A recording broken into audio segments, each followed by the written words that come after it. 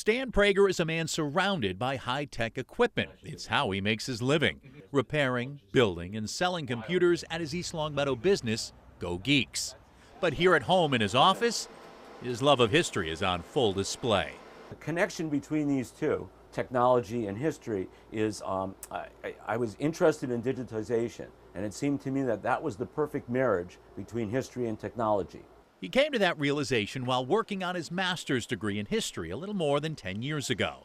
In the course of that, I did a project at the Wood Museum in Springfield, where I digitized a trove of Civil War letters that they had lost and they had found just recently in a chest. But it wasn't until later, through a friend, that Prager hit upon his passion project. She said, just happened to pull me aside one day and said, hey, you know, through my family, I came into a collection of Civil War letters from a soldier and was wondering if you'd be interested in seeing them and maybe you could digitize them for me. The answer was a resounding yes. And as a self-described Civil War nerd, Prager soon found himself wondering about the young man who wrote those letters, George Gould, a farmer from Leicester, who at 29 years old joined the Federal Army of the United States in 1862 and fought on the side of the Union.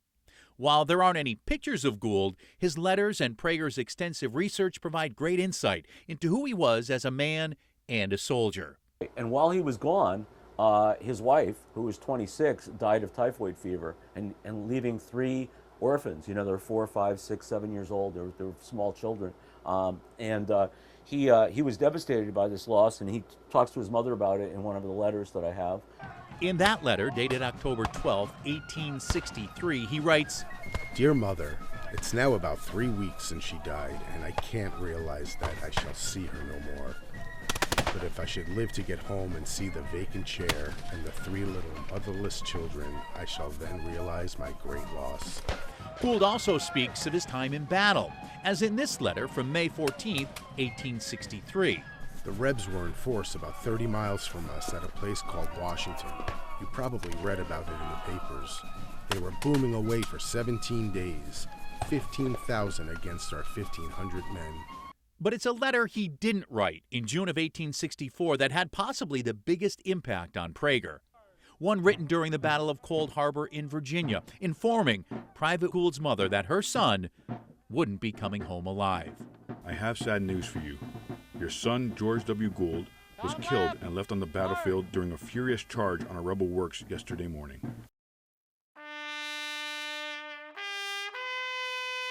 So many soldiers from Massachusetts from his regiment died. He was one of them that was killed on the field there. So while I was reading it, I got like really emotional. I started crying. And became motivated not just to learn more about Private Gould, but to honor his service and his short life. Here inside Leicester Town Hall, Gould's name is engraved on this monument with 36 other fallen soldiers, but it was the neighboring town of Paxton that actually drew Prager in search of Gould's final resting place. It was very emotional because I started walking thinking I was going to have to walk through the whole cemetery and find him, and he was right here. You know, he was very near the gate. So I found him really, really soon. So that was surprising. And what I began doing actually was talking to him as if he was like, you know, your grandfather or something, you know, when you went visited his grave. He was an old friend at that point. Well, because I had read the letters. Prager visits this gravesite several times a year now, cleaning the headstone, placing flags, and keeping Gould's memory alive.